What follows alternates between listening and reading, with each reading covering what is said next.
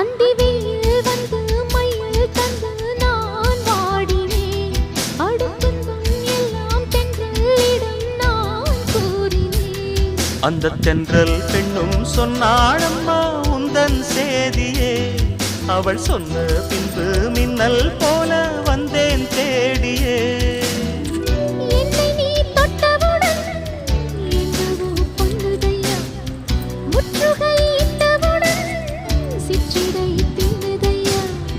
வெட்கம் விடுமோ அச்சம் விடுமோ தக்க துணைதான் பக்கம் வருமோ. ஒரு சோல குயில் சோடி தன்ன